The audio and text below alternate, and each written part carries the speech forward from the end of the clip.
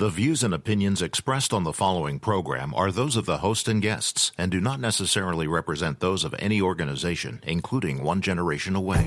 The freedom of a people to choose its leaders is the root of liberty. Keep alive this experiment in liberty. Liberty, in case you've forgotten, is the soul's right to breathe. Government should be very minimal in protecting liberty. Peace cannot be purchased at the cost of liberty. The sturdy ground of liberty. Liberty once lost is lost forever. Fight for their liberty and for our security. Guarantees individual liberty. This great republic, born alone in liberty. Liberty. Liberty. Liberty. Liberty. Liberty. Liberty. Liberty. Liberty. Just how much do you want liberty? This is Liberty Nation with Tim Donner, a production of LibertyNation.com. Cutting through the double talk, taking on the topics, going after what the politicians really mean, and making it all clear. For your freedom and your liberty. Liberty Nation with Tim Donner. Democrats and Bernie Sanders. Does a pivotal moment in history await the American people? Welcome back into Liberty Nation Radio, a production, as always, of LibertyNation.com and heard from coast to coast on the Radio America Network. With Democrats in 15 states voting over the next 4 days, the party establishment faces a damned if they do, damned if they don't moment. They're damned if they nominate a socialist and head for electoral slaughter, and damned if they throw the kitchen sink at him, take him down, and infuriate the party's rabid base. We'll bring on LibertyNation.com political columnist Joe Schaefer and Heartland correspondent Sarah Cowgill to analyze the party's dilemma. Plus, LibertyNation.com legal affairs editor Scott Cosenza jumps on board for Talkin' Liberty, featuring a supervised heroin injection site, free speech and illegal immigration, GPS tracking devices, and anti-lynching law, plus YouTube and the First Amendment. Say what? Say what? Say what? One more time. We commence the proceedings with our signature segment, Say What, where we roll out a virtual assembly line of wacky, astonishing, damnable, and ultimately revealing things uttered by politicians and the chattering class. Democrats have spent the last almost 5 years condemning everything Donald Trump has done and said, exploiting everything from James Comey to Stormy Daniels to Russia collusion to a phone call with a foreign president, trying to impeach or otherwise take down this president before the voters even get a chance to weigh in this November. So now, with impeachment off the table and Democrats facing the most crucial stretch of their long campaign to take back the White House, 21 contests in the next 10 days, we should hardly be surprised that the increasingly desperate Democrats would try to turn the coronavirus into a political football at their latest debate this week, shamelessly exploiting uncertainty among the American people.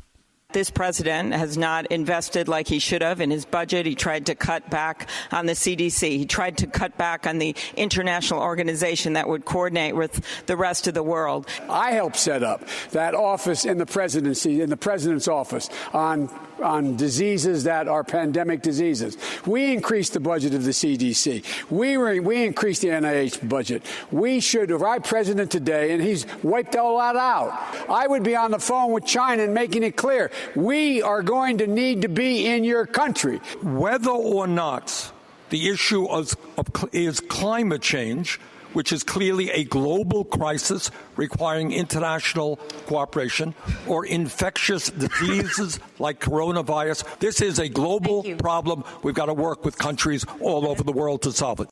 Biden continues to yell when he should talk, or say 150 million when he means 150,000, or confuse the current Chinese president with the one from the 20th century, either stumbling or speaking about 2 decibels too high with his rehearsed over-the-top bravado.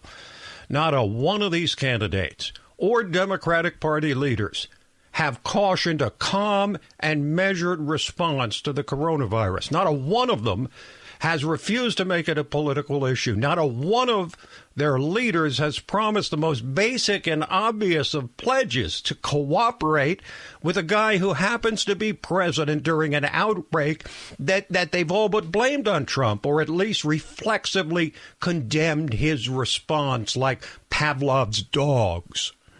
In fact, you wonder if Trump isn't exactly the kind of CEO president you want in charge of an outbreak like this. He's a business guy, proven over and over that he'll take a business-like approach free of mandatory political correctness. Fact is, we don't know exactly where this virus is headed, but it goes well beyond just political rhetoric when one of the two major political parties in this country is exploiting people's uncertainties and fears for naked political ends. But almost everyone, left and right, agreed that this South Carolina debate, the last one before 15 states vote between Saturday and Tuesday, was the most banal, most vacuous, most racially tinged, most insufferable of all the debates. And that is really saying something with this field. It was replete with name-calling, virtue signaling, pandering platitudes. 9 people shot dead by a white supremacist. Bernie voted 5 times against the Brady bill. I'm not saying he's responsible for the 9 deaths, but that man would not have been able to get that weapon with the waiting period had been what I suggest until you are cleared. The mayor even said that they disproportionately stopped white people too often and minorities too little. There's 7 white people on this stage talking about racial justice.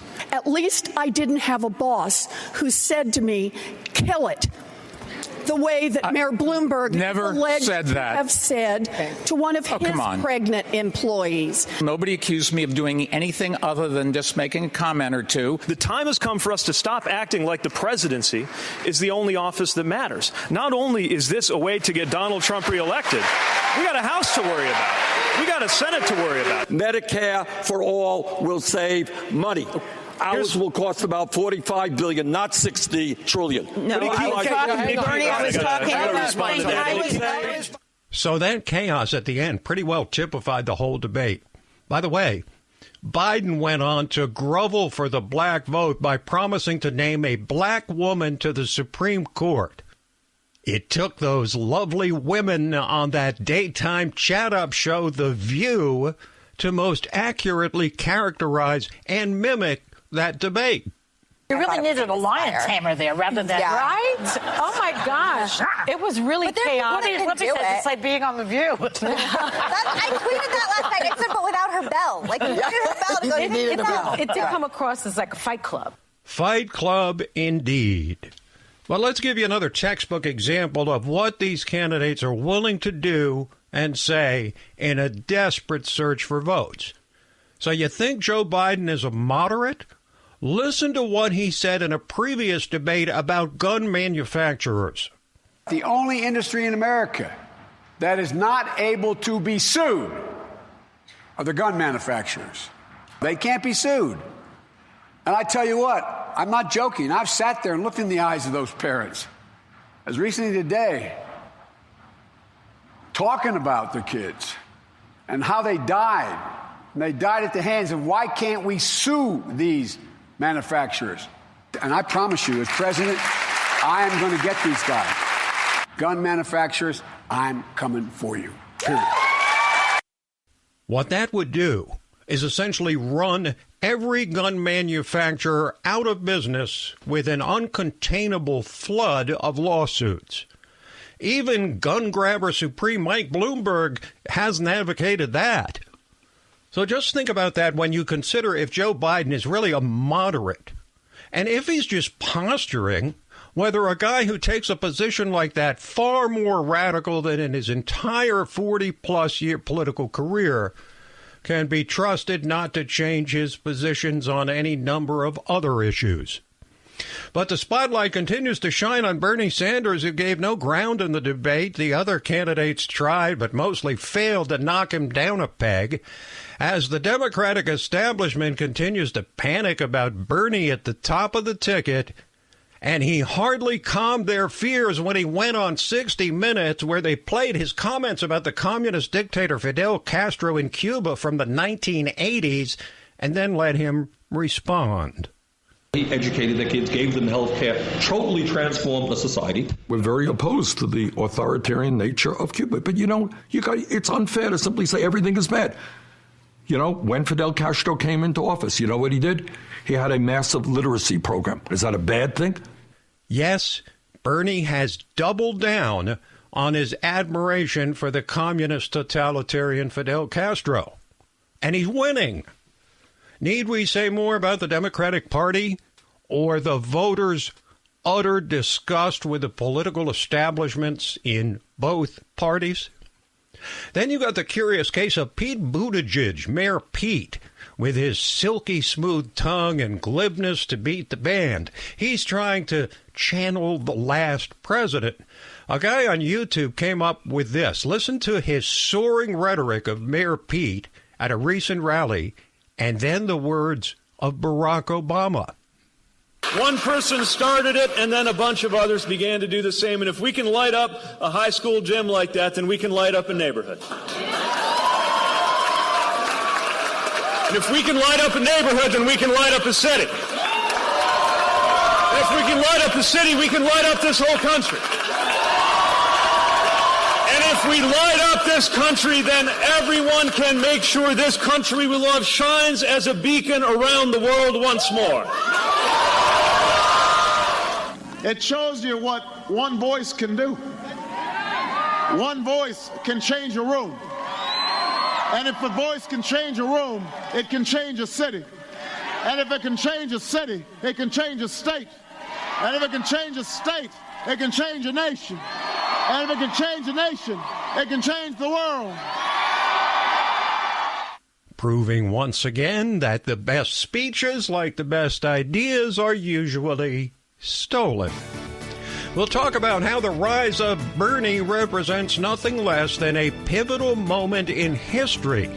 But first, we'll be back to get the perspectives on all this from LibertyNation.com political columnist Joe Schaefer and Heartland correspondent Sarah Cowgill. Liberty Nation with Tim Donner. Exhausted by all the fake news? On LibertyNation.com's YouTube channel, facts and fresh, bold analysis are what you get without the leftist spin. Subscribe today to the LibertyNation.com YouTube channel because Truth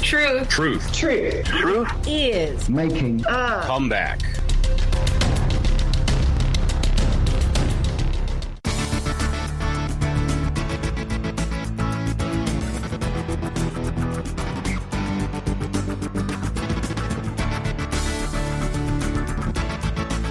We believe that all men are entitled to the blessings of liberty.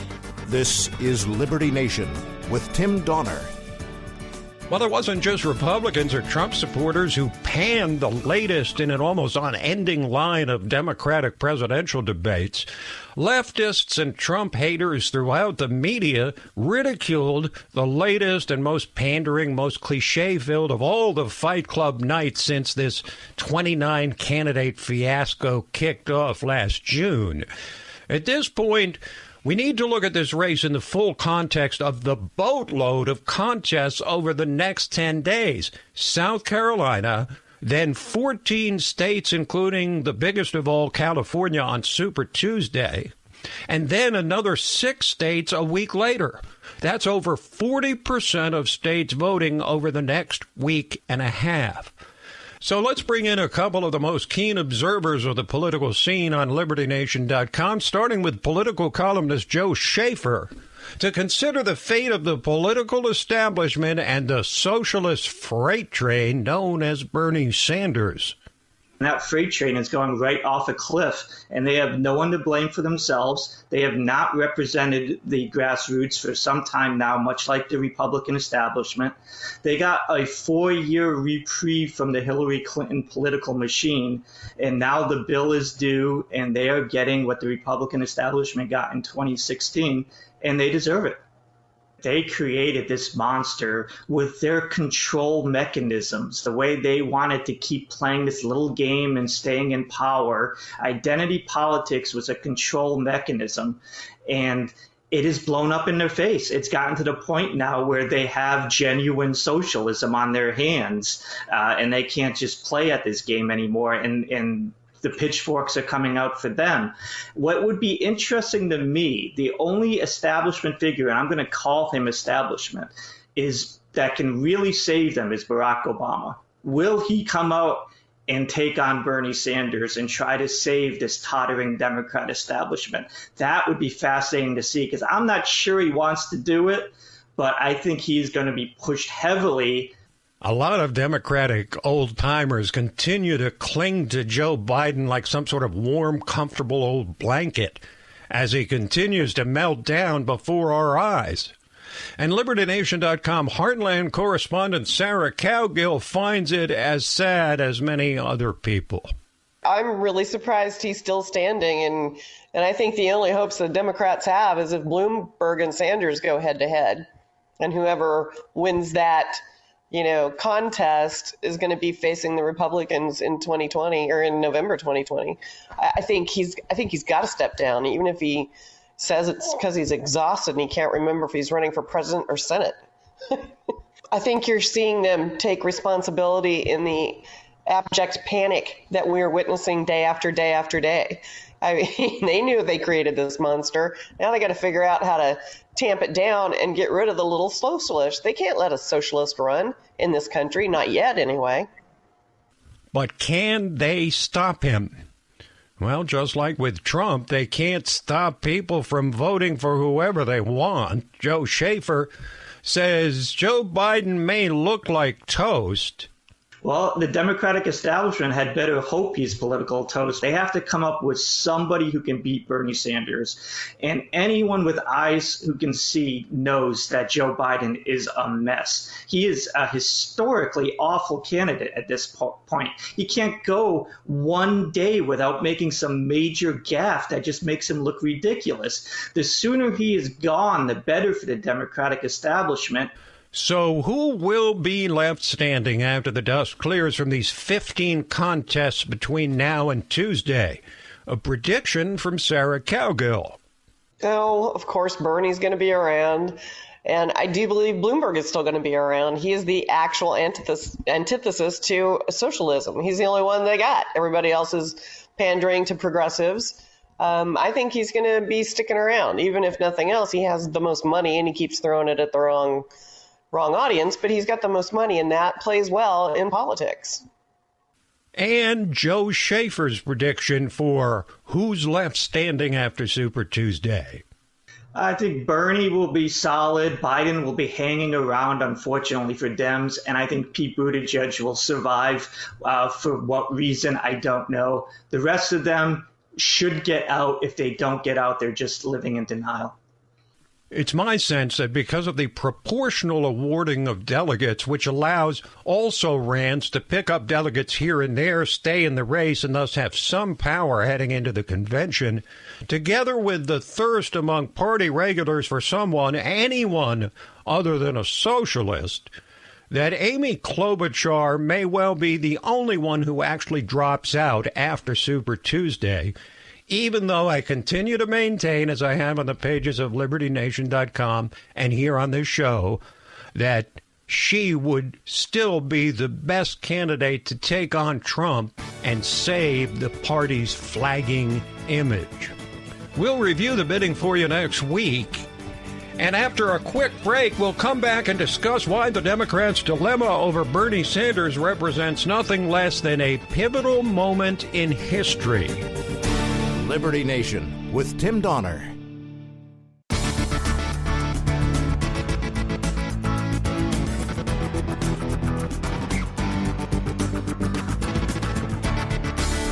Far more important than my political future and far more important than yours, the well-being of our country. This is Liberty Nation with Tim Donner. The system is rigged. We're going to drain the swamp and take down the corrupt establishment. We're throwing out the rule book and going for big structural change. Sound familiar? Well, those themes certainly worked for Donald Trump in 2016, and damned if they aren't working for old Bernie Sanders in 2020. It's as if we've been treated to a stereo version of political upheaval. Now, most of us thought the Vermont senator had missed his moment 4 years ago. He'd come excruciatingly close to achieving the impossible as a cranky, unknown socialist fire breather from a tiny state. He commenced the takedown of the Clinton dynasty, a task ultimately completed by Trump. Was that all there is? Hardly. Bernie defied conventional wisdom with a second act for 2020, but then fell victim to something that would raise the red alert for any 78-year-old candidate, a heart attack. However, far from shrinking his famously hyperactive schedule, Bernie was back on the campaign trail within a few days, rested and ready, looking none the worse for wear.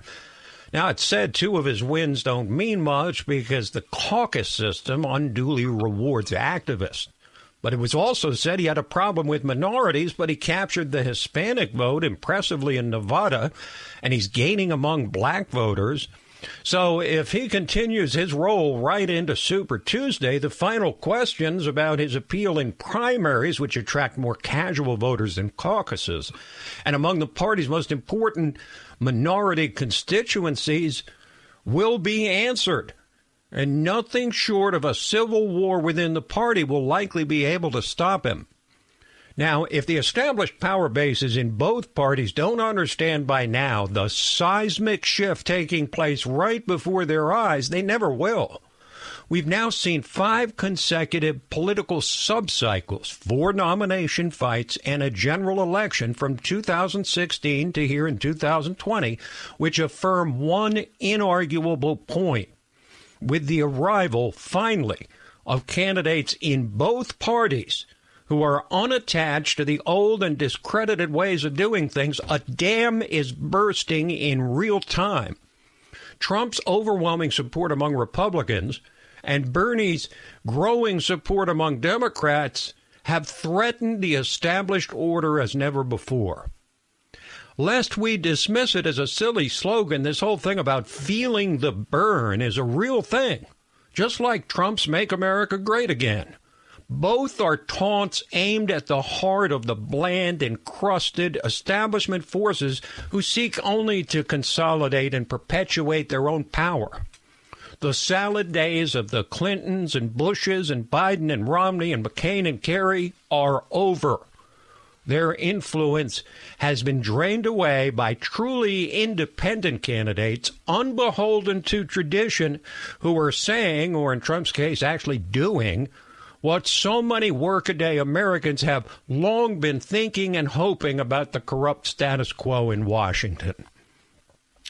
The voters have pounced on the unique opportunity before them to shake D.C.'s world with this duo of outsiders, sensing the time is right for true populism. Now, this means, what is true populism? It means a return to the simple proposition that politicians will actually pay attention to what the voters, not the power brokers, demand.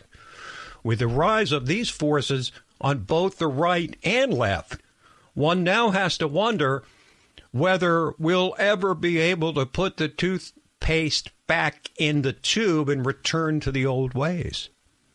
Whether this populist uprising is in the form of Trump's sort of radical revival of capitalism or Bernie's revolutionary Marxist agenda is almost beside the point.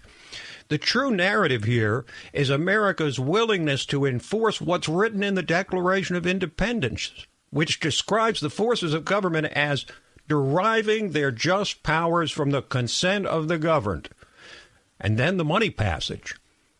Quote, whenever any form of government becomes destructive of these ends, it is the right of the people to alter or to abolish it and to institute new government, unquote. While electing Trump, or Bernie Sanders for that matter, is not the same as abolishing our form of government, it is certainly in keeping with the spirit of that fundamental but generally unthinkable founding admonition, and likely comes about as close as we'll ever get to the nuclear option of dismantling the political structure of this unique constitutional republic. The GOP power brokers took a long while to accept Trump's takeover of their party. Democrats thought they dodged that bullet when Hillary Clinton survived Bernie's challenge 4 years ago. But here comes the old warrior again. And while the Democratic elite are right to believe Bernie could lay the whole party low with his radical policies, and they can use every scare tactic available, throw Biden and Bloomberg and Buttigieg and the kitchen sink at him and his unshakable supporters who threaten everything they hold dear, the baseline lesson of this pivotal era in American political history is that there's one thing they cannot control any more than the GOP bigwigs in 2016 who were horrified by the rise of Donald Trump. They can't stop people from voting the way they want. And we'll be back with Talkin' Liberty. Liberty Nation with Tim Donner. Where can you find honest political commentary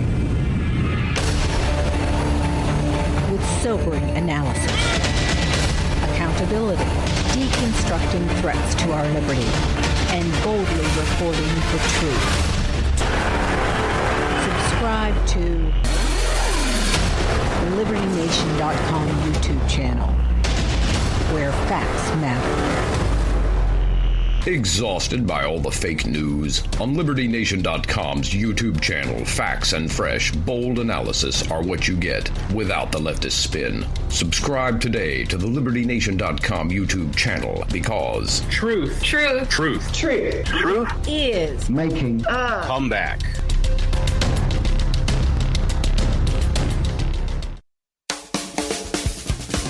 And now we have reached a portion of Liberty Nation Radio which we entitle Talkin' Liberty. It's when we re-engage with our constitutional lawyer, LibertyNation.com legal affairs editor, and our guardian of individual liberty, Scott Cosenza. Hello, Scott. Hello, Tim.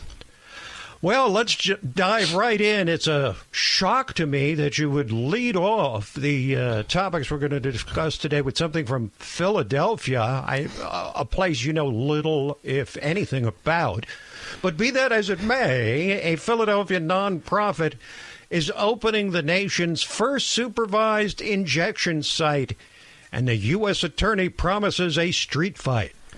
The cradle of liberty, Tim, as I like to say. It is really a remarkable story. And this is something that exists in Canada and many places. There are none currently in the United States. This will be the first supervised injection site. This is a place where intravenous drug users are permitted to go and carry with them their drugs. Basically, we're talking about heroin here, and use it safely. Safely meaning there are people there who have Narcan who can administer it if they OD. They can call the authorities, medical authorities, and also they are not in danger of violence and so forth. They can access social services. There will be access to basically social workers and health, public health types in this facility to try to address the ills of the population of IV drug users.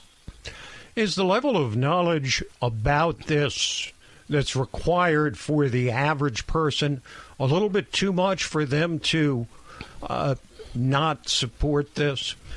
In other words, on the surface, of course, it looks terrible. Wait a minute, we're going to get heroin users in our neighborhood. If it takes 2 or 3 levels of explanation, I'm wondering whether it's something that can be broadly accepted, or is it something that they will accept, but it's going to take a lot of time? I think and hope it's the latter. Right now, there are 3 to 4 overdose deaths in Philadelphia. I think every day or maybe Pennsylvania. It's a catastrophic problem. Pennsylvania has got the worst, and Philadelphia has got the worst heroin problem of any major city, but worse than Chicago. And this is by the numbers, Tim, by the way. I'm not talking about by the percentages. It's not a per capita problem. I mean, far and away.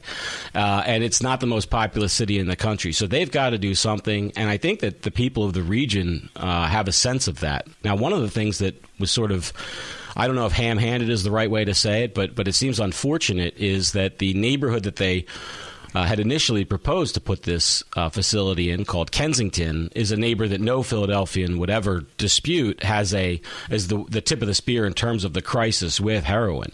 And I think that we'd see a lot less NIMBYism or not in my backyardism from people of that neighborhood than the neighborhood in South Philadelphia where they did open up, or they have said they're opening up. Now, with that said, there are heroin users all over the city, to be sure, and they could all use some safe access and a chance to not have to die because of their medical condition, this addiction. Well, I hate to sound so cynical, but maybe the fact that so many rich suburban white kids are getting addicted to opioids will open people's minds to alternatives, because whatever's being done now is not working. And the basic idea of treating it as a public health issue and a personal health issue as opposed to an issue worthy of incarceration seems to me the direction that we're moving in, however slowly. That's right, Tim. But also, we're going to be talking about this story, I think, both in the near and the long term, because of Bill McSwain, the U.S. Attorney for the Eastern District of Pennsylvania, has vowed to fight it, and by all indications has been a robust opponent of this place allowing itself to open its doors by proclaiming that it is essentially going to operate like a crack house. So the administration is committed to fighting this measure, and we're going to have to see how the courts let it all shake out. All right, let's move to the Supreme Court, which has weighed free speech and the right to encourage illegal immigration as they hear oral arguments in a case this week. And it seems to me this is a real cutting-edge issue, Scott. Tim, this story concerns a woman who defrauded a bunch of immigrants, some of whom tried to obey the law and conform to a program that she held out that would help them change their status from illegal to legal, or in a better way, from legal to even better. So basically somebody who had a visa to somebody who was perhaps a naturalized citizen or a green card holder. And what this woman did was she lied to the people and encouraged them to break immigration law. Now, she was prosecuted successfully for the fraud that she committed against them. She took money as a consultant to help them better their position. So that conviction for the fraud is standing, Tim. But the federal government has also convicted her under a law that makes it a crime to advocate for people to basically go against our immigration laws. It's a lie about speech, or rather, excuse me, it's a crime about speech. So the crime is you spoke in a way that is illegal. And so she has challenged this case and successfully made it to the Supreme Court. The Ninth Circuit ruled that this conviction that we're talking about today was not appropriate, that free speech made it sure that the government could not punish, even though she was advocating them breaking the law. That advocacy itself is protected speech, and that's the case that was heard this week. When's the decision going to come? When they decide that it's the Supreme Court, when they will tell us. It would be odd for them to issue the decision past the summertime, but that's when this is a long answer for the question. Tim, they'll issue their decision when they're good and ready. We won't know for sure, but by summer. Okay. Fair enough. Well, we all know about GPS tracking devices and what they can do to track the directions you're going, and also any number of things. And sometimes GPS tracking devices are installed by the police, and the court has ruled that removing those from your car is not theft.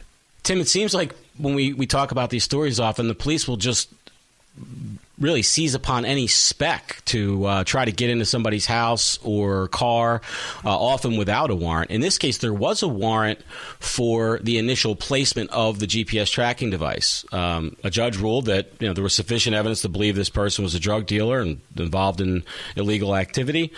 But he found the tracker and removed it from his car, and police actually said, well, that's theft, and we're allowed to now search your car because of this theft. And that's what the court said. The court said absolutely not. In order to hold that the ultimate search, which recovered drugs, was warranted, that they need to conclude that people don't have the authority to remove unknown, unmarked objects from their personal vehicles. And so the government was asking for an extraordinary really warrant here, and I use that term. I probably shouldn't even have said it because I use it more broadly. An extraordinary grant, which is that any time they place something on a car, if it's then removed, it is somehow theft, and then triggers a non-warrant search possibility. And that's what happened. So they had the warrant for the device. The guy removes the device. They go in without a warrant because of this quote-unquote theft. The court now says, not so fast. And I think it's a great thing because if they hadn't said it, then that just opens, you can imagine, a barn door for police to go ahead and conduct warrantless searches. So it seems that the U.S. House of Representatives has passed an anti-lynching law over 100 years after the first attempt to do so. If you could identify for us whether there are still lynchings that actually occur in the United States or not, and if so, the necessity for this law is what? Well, Tim, it's important to tell everybody that the law has not yet, as we record this, been signed by President Donald Trump. So if they have any lynching they need to do, go ahead and get it out of the way right now. No, of course, murdering someone because of their race is against federal law already. It did not need to be signed into law. And in fact, the reason why I wanted to bring the story to talk about was not because I think it's a good news for liberty, because lynching will now be punished. Obviously, you can't murder somebody, and that's well represented by prohibitions in the criminal law. But what they've done is they've sold this as a, kind of, isn't this great thing that addresses this long injustice that we've had in this country, which is that this hasn't been illegal. But unfortunately, Tim, what it does is it adds crimes to the body of the federal criminal law. Some of those include capital crimes, by the way.